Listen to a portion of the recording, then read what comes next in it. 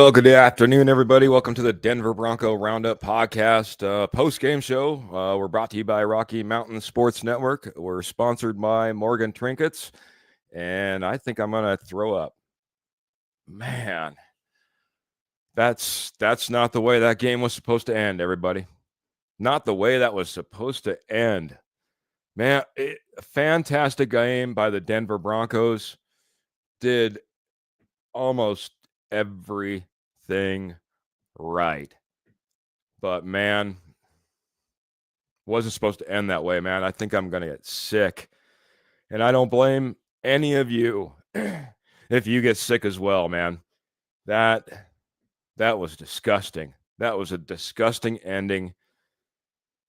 And yeah, devastating. It's like I was putting in the ticker in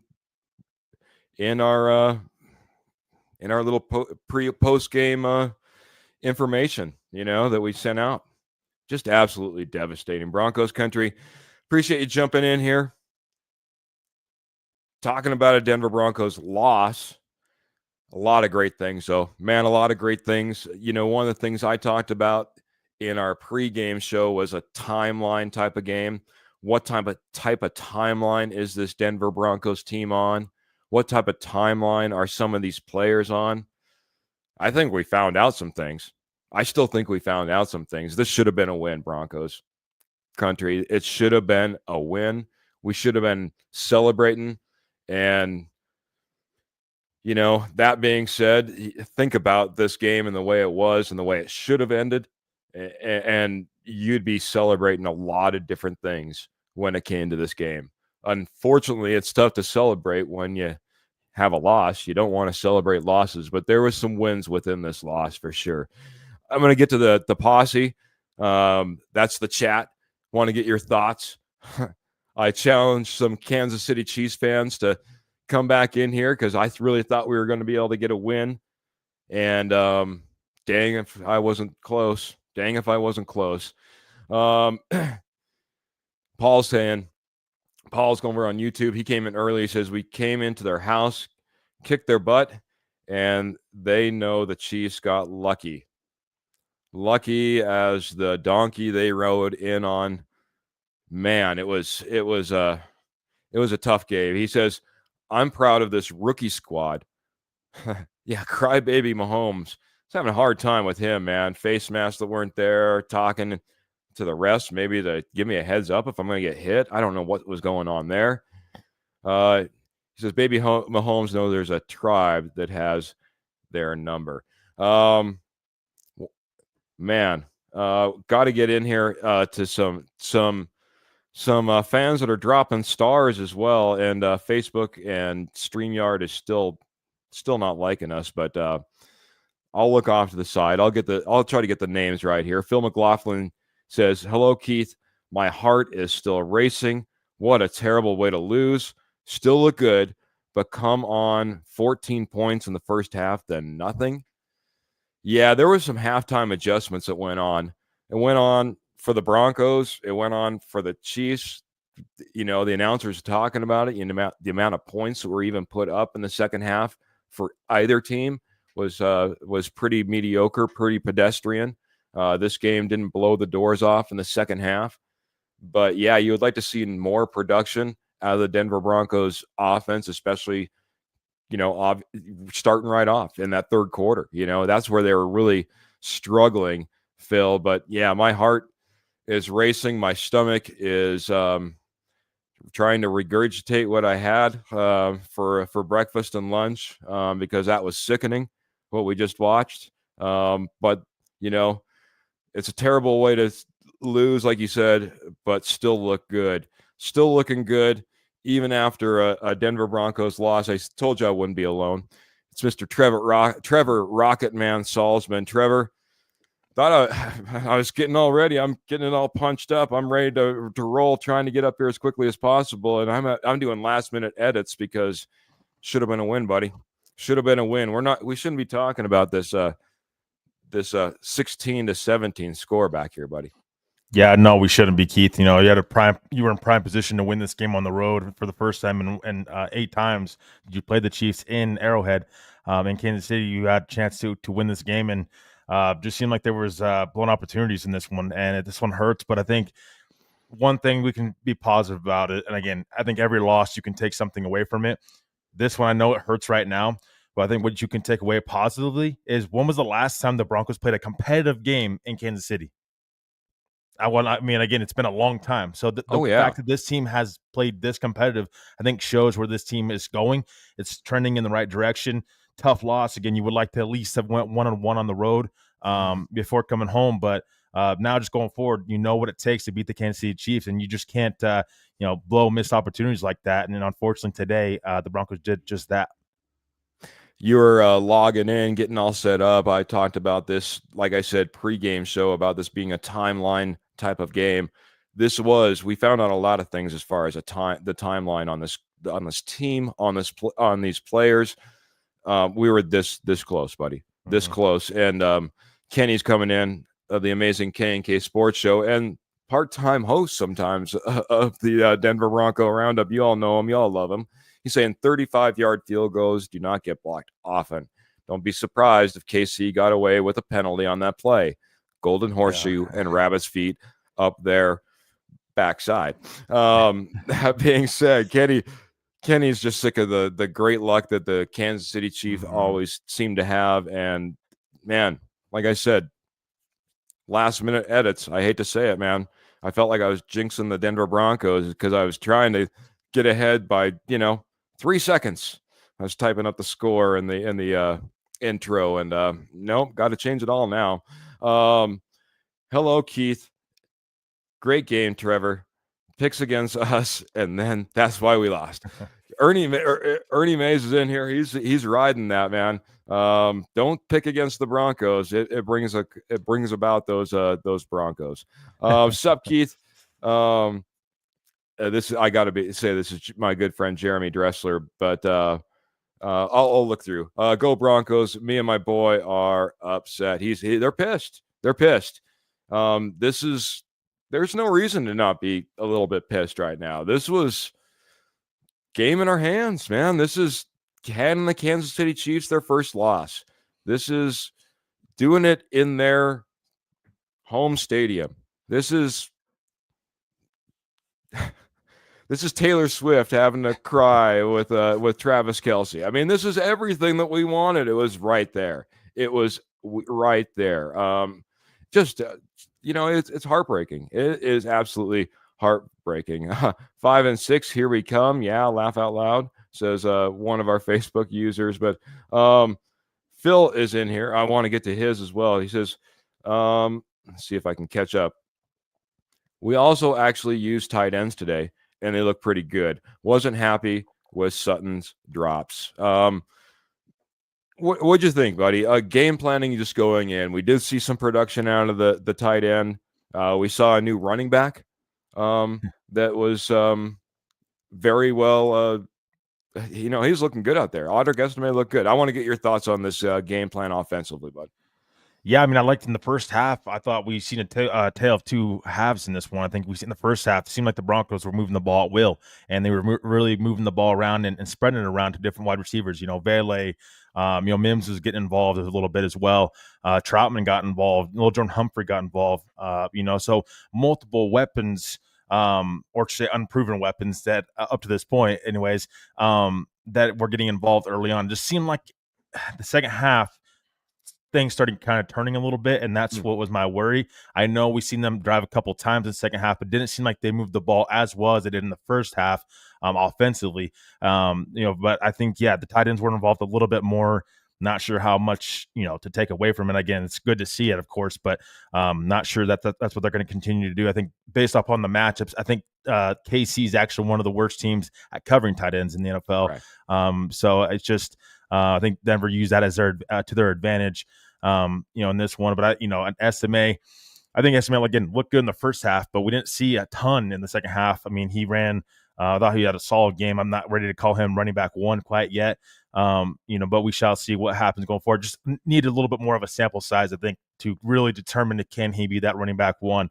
I think Sean Payton's still having this rotation of running backs that he's throwing out there and seeing what sticks and gives this team the best chance at having a consistent running game for Bo Nix going forward. I said I'm gonna pound this, and I'm ready for the next couple of episodes timeline. I thought we saw a timeline as far as the progression of Bo Nix and the amount of targets he was able to hit, and that's why we saw tight ends involved. That was fantastic what he was out there. He was dealing out there. Timeline as far as Audric Estime. I think we now have a timeline for Audric Estime. I think he's entrenched in this battle, and the way that he looked and the way that we've heard Sean Payton talk about him, expect more to see more and more Audric Estime. He had his doghouse time, but you don't go out there and start rattling off some of the runs that he had. And shout out to one of the horsemen who can't be here, Mr. Jody Moncrief. He called it, man. A lot more Audric Estime. We saw a lot more Audric Estime, and hey, maybe I'm a Javonte apologist, but I'll say this, man. I'm on board with more touches for Audric Estime. I see a timeline for Audric Estime. It looked good. Devon Bailey was out there reeling in some fantastic catches and being clutch for Bo Nix. Timelines that we're going to be able to see for this Denver Broncos team. I thought we were going to be talking about the timeline for a playoffs and being kind of in control of that. But now we're talking about uphill battle. And Phil, thanks for coming in here, dropping stars. We appreciate you so much. Roy's coming in here and says, well, we had our chance, but we found a way to lose. Yeah, that's one way to look at it, man. The Chiefs found a way to win. We found a way to lose. I'm still not going to, boy, like I said, I'm about ready to be sick. But, I'm going to wear my Broncos gear with a little bit of pride. I think the way that we showed up and the way that we played this game, you talked about it, didn't look all that great in the second half. Even had some really bad field position that we put our defense in and maintained from a defensive standpoint against this Kansas City offense. And more importantly, let's face it, we went in there and we kind of took it to the Kansas City Chiefs, one of the better defenses out there, for the majority of the game, and had an opportunity to win, a real opportunity to win in the closing second. 1 second. That's where we were at. I think that there's a lot of things you can be proud of and hang your hat on. I'll flip it a little bit over there, buddy. What do you think about the defense and how they were able to control this game? It was, unfortunately, some big plays that really made up the difference for the Kansas City Chiefs, it seems. But in part, how did you feel about this game? I think the defense is a big reason why you're still in this game. I think that your offense didn't do you any favors a lot of times throughout the game, especially in that second half. I expected this defense to have a bounce back week, and I think they did exactly that. They got after Patrick Mahomes, 4 sacks today for this Denver defense. Nick Bonito was flying around making plays. Baron Browning suddenly up to this point doesn't seem very missed right now with Nick Bonito showing out. So thought Zach Allen played much better this week. Jonathan Cooper's out there flying making plays. Even I like seeing Surtain kind of get physical with Hopkins a little bit. So I thought this defense did their job. They did good enough, I think, for you to win this game. They were solid. I mean, again, bounce back performance from them this week. They gave this team a chance, even when your offense became a little stagnant in the second half. They gave this team a chance to win at the end of the day, and I think that's something that you can hang your hat on as well. This defense, for the most part, you can pretty much count on to keep you in the game and give your offense a chance. I think if you're Sean Payton, trying to still figure out what works with this offense and the formula to win, that's what you can ask. That's all you can ask for on the defense of the ball is your defense giving you a chance to win. And then I think they did just that in this game. I think that's one reason you're even seeing Lutz be able to have an opportunity to, win this game for Denver in this game. Yeah. Good friend of the show, good friend of mine, Matt Staffiero, saying the fact that Denver is doing this and remaining competitive with virtually unknowns on both sides of the ball shows promise. It's a rookie quarterback, a young team. It takes time. Deep breath, everyone, myself included. We talked about this being heck, if we want to rewind to our preseason and what we were talking about, this is a team that was building. This is not a finished product. This is not polished and shiny and ready to roll out as it's something that everyone's going to ooh and ah about.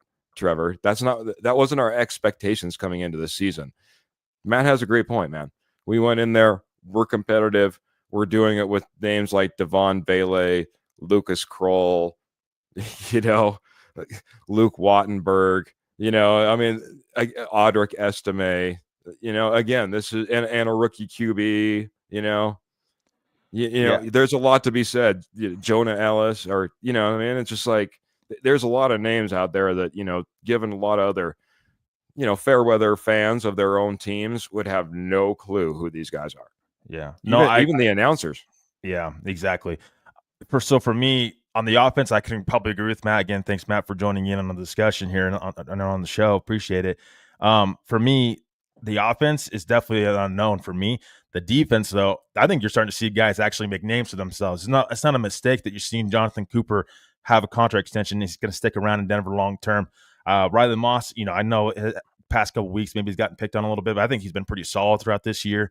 I think this defense has starting to make a name for themselves just in general as a group, not necessarily star players everywhere around the table, but just as a group. I mean, you're seeing this defense play at a level that we haven't seen. We didn't see last year, at least, the first half of the season. So I agree on the offense side of the ball. They're still trying to figure it out with a rookie quarterback and a rookie quarterback that's looking like the guy. Again, still need to see more of sample size, but certainly is a guy that's giving you your offense, some hope, some bright spots going forward. I think Bo Nix was, if we're taking anything away from the offense side of the ball today, it's Bo Nix. Some of those bright spots, those sacks, he needs to stop, going doing the whole Russell Wilson thing and spinning him back about 15 yards and taking those sacks. Those are just drive killers right there. But no, I mean, I think Matt's on track with the offense side of the ball. The defense is a big bright spot, I think, for this team going forward. It's going to have to be, I think, a big bright spot if the Broncos want to make the playoffs this year. Okay, I want you to take out 2 sacks for 30-plus yards because our good friend Sean Ward of the show is coming in, and he's dropping stars. And he's saying, Broncos show what they are made of. Still proud of my Broncos. Bo handled himself well at Arrowhead. Hashtag South Texas love. Hashtag Bo for sure. Talk about a rookie quarterback going into the loudest stadium, an 8-0 team that's being supported the way that they are, and dealing with that. How did you feel that Bo did in that situation, bud? Yeah, I think he dealt with it fine. I really do. I think he was better this week than he was last week. We said that Bo Nix, if we're taking anything away from last week offensively, it was Bo Nix. So I think the fact that he's still being the bright spot, even when this team is down, says something. I think he's handling it well, and I think it's great to see him going into these tough matchups on the road. Gets used to that, and it doesn't faze him being in this tough of an environment. In Kansas City, I think that's I think it's great, and again, the offense was a little stagnant in the second half, but Bo Nix, we've seen the bright spots are there, and that's what you want to see. Does Bo Nix pass the eye test? Not necessarily always about the stats. Is does he pass the eye test for this team going forward? Is there anything that you can take away that are bright spots? And each and every week, it seems like these bright spots are continuing to grow for Bo Nix, and you're continuing to see him stack those. What we're seeing from him stacking those, being great plays he's making out there. And so it's one of those things where we're seeing that now. It's a great sign going forward for him. Still need to see more from him, of course. There's more to grow. But I love seeing, what we're seeing from Bo Nix. Yeah, I agree 100%, buddy. Sorry, got rid of a spammer there right at the end. Hopefully I got that all taken care of. But couple of things I just want to hit. I'll hit this one. This one came in from Dan over on the Denver Bronco Roundup podcast show Facebook site. I don't know why I had to say that. This team is not a playoff worthy team. Laugh out loud. I'm not sure about the laugh out loud, why we necessarily need that, but probably not the worst prediction or assumption by somebody. We want to be optimistic. We want to hope that we can make that run. We want to hope that we're in contention, but saying they're not playoff worthy, I think they're worthy. The way that they're playing, they're worthy. Whether they're capable, That's going to be the question. That's really going to be the question. Roy's also saying, I predicted a crucial predicted a loss and a credit and I'm critical of this team. Today kind of turned my tables. Time for the Falcons. See what we can do with them. So Roy is saying, "Hey man, I've been critical, but we take this loss, and now I'm feeling actually a little bit better. I'm feeling better about this team. They actually turned the tables in his mind." D-Rock's coming in though. He's saying tough pill to swallow, and man, he's given eyes to Estime though too. I'm gonna be I'm trying to flip around through multiple things. I do see one last thing that Paul might be dropping some stars over on YouTube as well. If I can see that, I just want to say thank you very much, sir, and I'll try to get caught up on that. I want to force it on you, man. We are getting a lot of love on Audric Estime. You're pushing back. I know that you're a wait and see type of guy. What are you waiting? Why are you waiting to see against, especially after he went up against a team like the Kansas City Chiefs that is one of the better defenses out there? Don't you think that automatically translates into even more for Audric Estime as he goes up against weaker defenses? I mean, you're gonna again. That's why I want to see more of sample size. It's one game that we've seen, this much of Audric Estime. So I just think that, and the fumbling issues are, weren't an issue today, but have been an issue in the past, and that's what other opposing defenses are going to try to do. They're going to try to strip the ball away from Estime because they know that that's one of his weakest points, as not being able to handle the football. Again, hopefully. Those become lot less. When it comes to fumbling the football, again, no player is perfect out there, but I think that you're seeing a constant rotation of running backs. Again, SMA got bulk of the carries in this one. Going forward, week to week, do we know who's going to get the bulk of the carries? Seems like Javonte Williams is in Sean Payton's doghouse right now. The inconsistency at running back is a big thing, I think, in this with this offense, as something I'm concerned with. So going forward, can we really predict who's going to be in the backfield week to week? I don't think so right now, because you're seeing a constant rotation of guys. Is it Javonte 1 week? Is it Estime 1 week? I think Sean Payton is we're going to continue to see that rotation. Yes. Do we want to see more of Estime? Of course you do. He's your 5th round draft pick. He's your rookie. But if he suddenly fumbles again, he's probably back in the doghouse. So it's like one of those things where I think it's a constant rotation until somebody, we start to see somebody take control of that running back position and start seeing the consistency week after week. This is, I think, what we're stuck with, is the constant rotation of running backs. Very good, very good. I'm excited for what I saw in Estime. And like I said, I've been a Javonte apologist. I've been waiting to see more and more, and I've been putting it more on the offensive line. I think this offensive line, this offense went up against one of the top defenses, went out there and played very good. They got adjusted on in the second half, sure. They got bailed out by their defense. Sure, that's what you're hoping for when you have a top 10, potentially top 5 defense. It's what you're hoping for. That's what you're needing. You can't build a team that's top number 1 offense, top number 1 defense. Just look at the Chiefs. They can't do it either. They've slid offensively and they've looked better defensively. And we went out there and with, I think, one of our posse members said it great earlier, Matt Staffiero. We're doing it with no-name guys and a rookie quarterback. Dan, he's down on the Broncos. There's nothing to feel good about this loss. Nothing. He's not happy with the way that we're reutilizing the running backs. He doesn't want us to get in the playoffs because he thinks we'll get ran out the building with 100 points maybe scored on us. It's just, I understand, Dan, man. I got on this podcast. I was sick to my stomach. The way that we lost today. And this team is not a finished product. Be happy about that. We've got a rookie quarterback. We've got a lot of money to spend in the next couple of years. We have draft picks right now that we can go out there and utilize. It's not the end of the world to be out there and be competitive with maybe a 3-time Super Bowl champion in the Kansas City Chiefs. It's certainly a possibility. So, no, you can't be happy with a loss. I don't think that Sean Payton is in there telling any of his players you should be happy with this loss. But there are things that you can be happy with within this loss. That's what I'm talking about, man. I think there's a big game. I think for them to be competitive in this game was huge, and I think there's a lot of eyes on this Denver Broncos team as that field goal is about ready to be kicked. Talking about knocking off the Kansas City Chiefs for the first time this season. Trevor, it's a chin up type of week as well, man. But it's like I said, we'll be breaking this game down even more come Tuesday, getting the ins and outs, seeing if we should be excited about some of these guys, seeing what guys that maybe we're disappointed in, seeing what adjustments this team should be making as they plug along through the rest of the season and hopefully into the playoffs.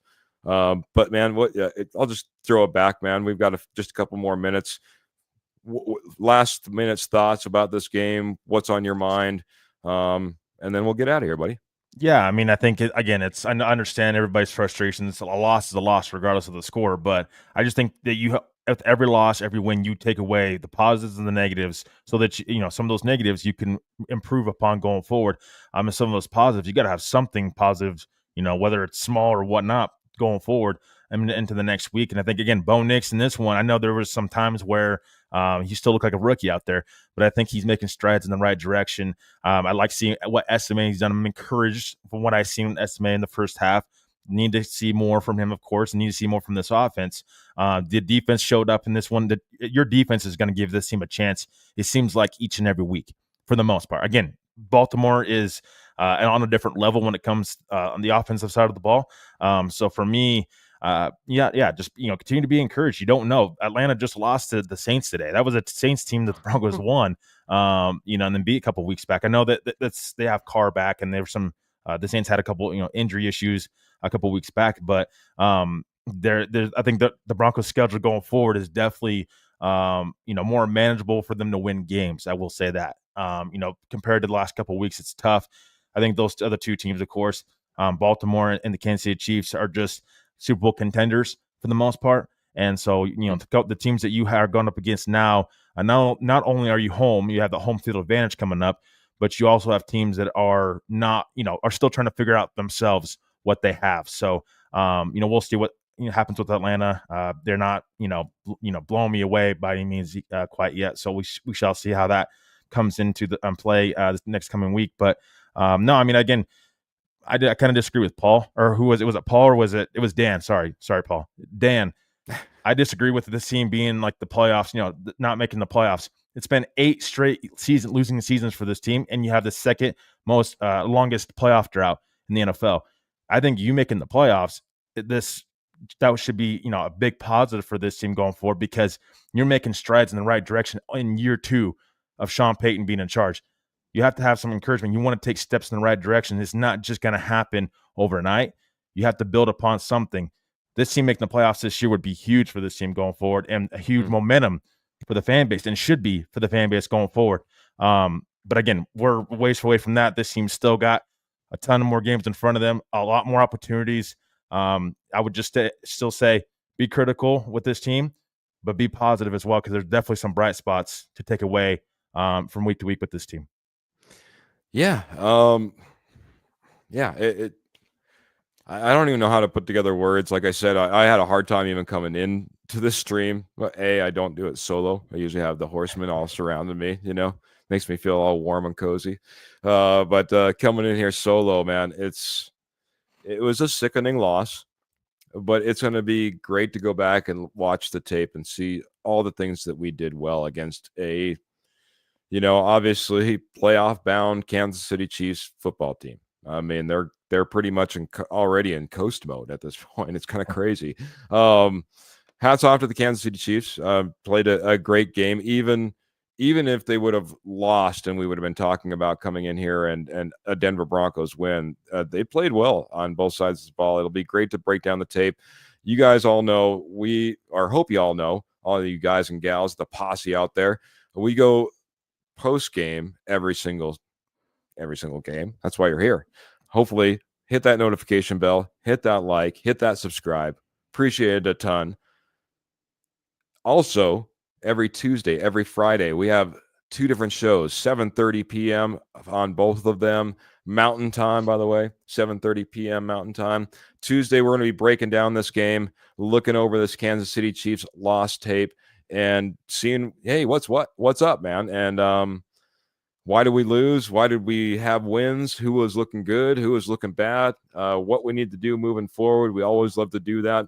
Friday is our pregame show.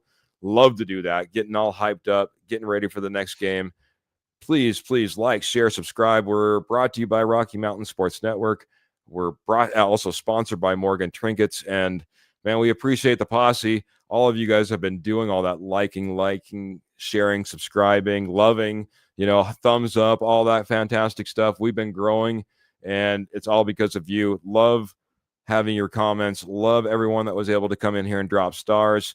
For those of you over on YouTube, which I didn't get to see as well, if you did, thank you so much. I think I got caught up on all the Facebook stars, but man, appreciate you all so much. Love and appreciation. We're going to get out of here. Enjoy the rest of this weekend. Enjoy your Monday. Still be proud of your Broncos, and catch us on the Tuesday show, man. I think after a little bit of time, I think we can all take this contextually together. It'll be a fantastic podcast. I can't wait to break it down. I know Trevor will be there. Maybe we'll see Jody. Maybe we'll see the judge. Maybe we'll see Albert, the Mile High Dutchie. Hopefully we'll see all of you, but we're going to get out of here. Let's get out of here on a fantastic way, the way we always do. Make sure you keep those boots in the stirrups, guns in the holsters, and, of course, the Denver Broncos in your heart. We're going to get out of here. Have a great afternoon. Have a great evening. See you on Tuesday, everybody.